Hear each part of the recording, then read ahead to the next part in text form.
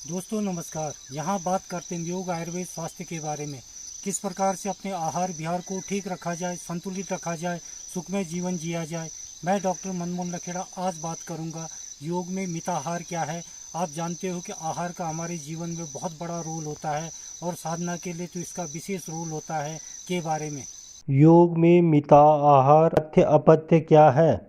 दोस्तों, आप जानते हैं कि आयुर्वेद एक ऐसा विशाल अद्भुत अनोखा जीवन जीने का शास्त्र है जिसमें शायद ही जीवन का कोई पहलू हो जिसके बारे में बहुत ही विस्तार से एवं बहुत ही सूक्ष्म वर्णन न किया गया हो। और दोस्तों, आहार के बारे में भी संसार में अगर सबसे पहले एवं सबसे ज़्यादा लिखा गया है तो वहाँ हमारे देश के महान पवित्र ग्रंथों में ही लिखा गया है। क्योंकि दोस्तों, भारत ही एकमात्र ऐसा अनोखा अद्भुत देश रहा है जहाँ पर आहार केवल स्वास्थ्य बनाने या शारीरिक शक्ति का माध्यम ही नहीं अपितु यहाँ आहार हमारे लिए मोक्ष प्राप्त करने तक का साधन है। अर्थात तो दोस्तों, आहार के माध्यम से हम योगिक जीवन जीकर यानी जो भी योग का रास्ता अपनाता है उसका आहार बिल्कुल अलग हो जाता है। आज हम मिताहार के बारे में बात कर रहे हैं। मिताहार क्या है? दोस्तों, मिताहार दो शब्दों से मिलकर बना है, मित प्लस आहार। मित यानी संतुलित और आहार यानी ग्रहण करना। अर्थात दोस्तों, आहार को संतुलित मात्रा में ग्रहण करना जिससे शरीर मन और अंतःकरण पोषित हो सके, हष्ट पुष्ट बन सके।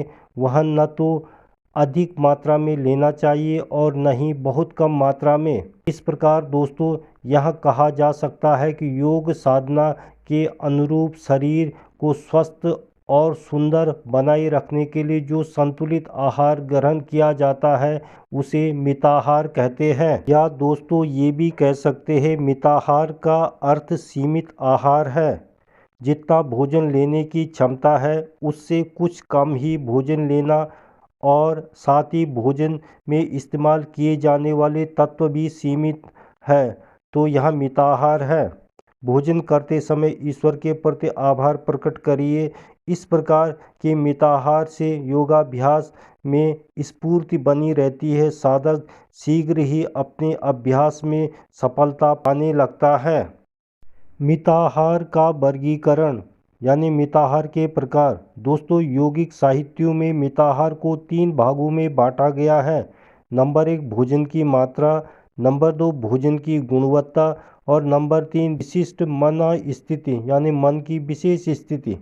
दोस्तों, भोजन की मात्रा। दोस्तों, हम कितना भोजन करना चाहिए यह व्यक्ति की पाचन शक्ति पर निर्भर करता है कि भोजन की मात्रा कितनी होनी चाहिए। दोस्तों, चरणदास के अष्टांग योग के अनुसार प्रत्येक व्यक्तियों में प्रकृति प्राप्त कुछ ऐसे गुण दिए गए हैं जिनके द्वारा यह जाना जा सकता है कि उसने कम खाया या ज़्यादा, अर्थात व्यक्ति अपनी तृप्तता का एहसास कर सकता है। दोस्तों, मिताहार के अभ्यास के द्वारा ही इसी प्रकृति प्रदत्त गुणों को विकसित करना और उसका प्रयोग करना जिसके द्वारा व्यक्ति यह जान सके कि उसने कितना खाया। दोस्तों, योगिक ग्रंथों में आहार की मात्रा के बारे में बताया गया है। वशिष्ठ संहिता और अष्टांग योग के अनुसार ग्रास की संख्या व्यक्ति के आशय के आधार पर निर्धारित की गई है।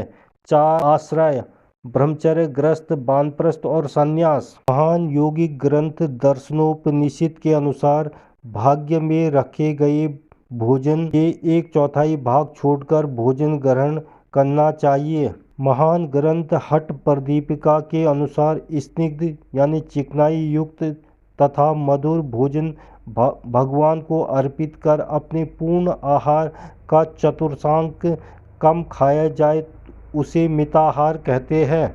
महान ग्रंथ घैरण्य संहिता के अनुसार स्वच्छ, सुमधुर, स्निग्ध और सुरस द्रव्य से संतोषपूर्वक भगवान को अर्पित कर आधा पेट भरना तथा आधा पेट खाली रखना चाहिए। पेट के अधोभाग को अन्न से तथा तीसरे भाग को जल तथा चौथे भाग को वायु संचरण के लिए खाली रखना चाहिए।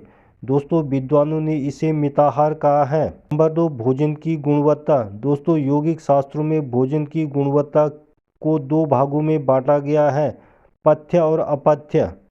नंबर 1, पथ्य। दोस्तों यौगिकों द्वारा खाए जाने वाले योग्य पदार्थ पथ्य भोजन कहलाते हैं, यानी जिनको खाना चाहिए। नंबर 2, अपथ्य। दोस्तों यौगिकों के लिए वर्जित पदार्थ अपथ्य कहलाते हैं, यानी इन पदार्थों का सेवन नहीं करना चाहिए। नंबर 1, पथ्य पदार्थ। महान ग्रंथ हठ प्रदीपिका के अनुसार योगाभ्यास को पुष्टिकारक सुमधुर स्निग्ध गाय के दूध से बनी वस्तु धातु को पुष्ट करने वाले मनोनुकूल तथा विहित भोजन करना चाहिए। उत्तम योग साधक के लिए दोस्तों पथ्य भोजन यहाँ है: चावल, जौ, दूध, घी, मक्खन, मिश्री, मधु, सौंठ, परवल जैसे फल आदि। दोस्तों 5 प्रकार के साग: जीवंती, बथुआ, चौलाई, मेघनाथ, पुनरवा, मूंग, हरा चना आदि तथा वर्षा का जल दोस्तों वर्तमान में यहाँ उपयुक्त नहीं है। घैरेंड संहिता के अनुसार साधक को चावल, जौ का सत्तू, गेहूं का आटा, मूंग, उड़द, चना आदि की भूसी रहित स्वच्छ करके भोजन करना चाहिए। परवल, कटहल, आलू, मानकंद, ककोल, करेला, कुंदरू, अरबी, ककड़ी, केला, गुल्लर और चौलाई आदि का साग भक्षण करें। कच्चे या पक्के केले के गुच्छे का दंड और मूल, बैंगन, कच्चा साग, परवल के पत्ते, बथुआ और हुरहुर का साग खा सकते हैं। अपथ्य भोजन यानी कौन सा भोजन नहीं करना चाहिए? महान ग्रंथ घैरेंड संहिता के अनुसार कड़वा, अम्ल, लवण और तीखा ये 4 रस वाली वस्तुएं, भुने हुए पदार्थ, दही, तक्र या छाछ, साग, उत्कट, मध, ताल और कटहल का त्याग करिए। कुल्थी, मसूर, प्याज, कुम्हाड़ा साग, दंड, गोया, कैथ, ककोड़ा, ढाक, कदम्ब, नींबू, बड़हल, लहसुन, कमर, खस, पियार, हींग, सेम, बड़ा आदि का भक्षण योग के आरंभ में वर्जित है।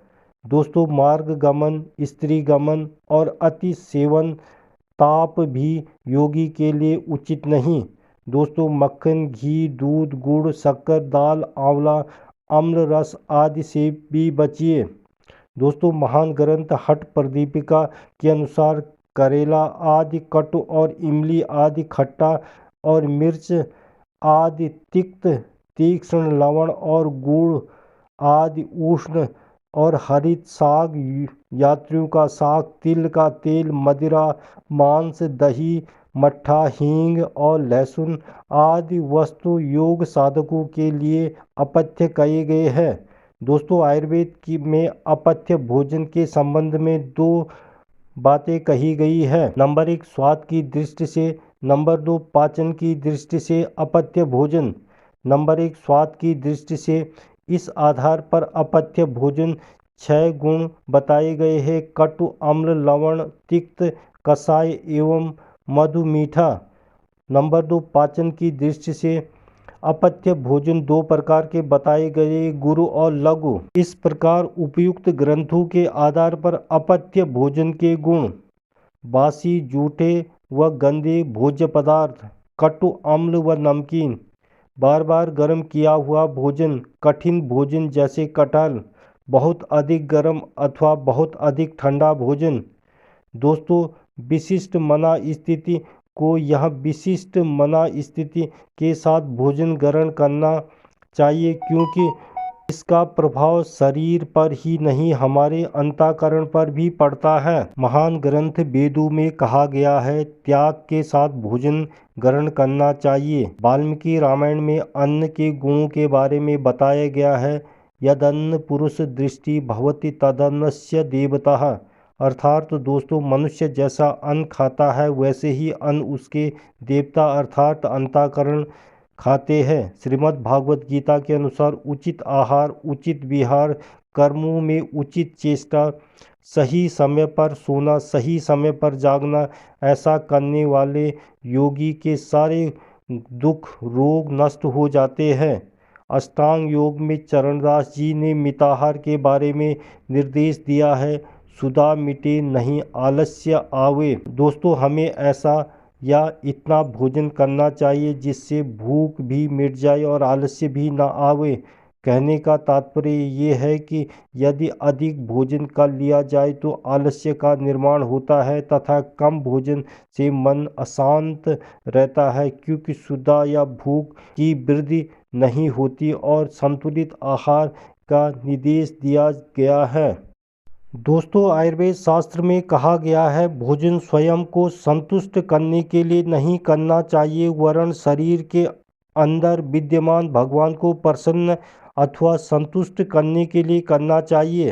दोस्तों भोजन का प्रभाव शरीर, मन और अंतःकरण पर तो पड़ता ही है, इसलिए मिताहार में शुद्ध सात्विक भोजन लेने का परामर्श दिया गया है।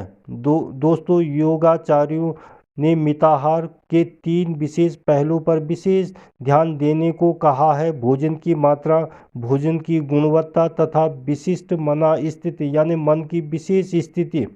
अतः दोस्तों योग साधक के लिए इन तीनों का होना बहुत ही जरूरी है। तो दोस्तों आज के लिए बस इतना ही। देखते रहिए लखेड़ा आयुर्वेद को। चैनल को लाइक, शेयर और सब्सक्राइब जरूर करिए और लेते रहिए योग, आयुर्वेद, स्वास्थ्य संबंधी नई नई जानकारियाँ। नमस्कार।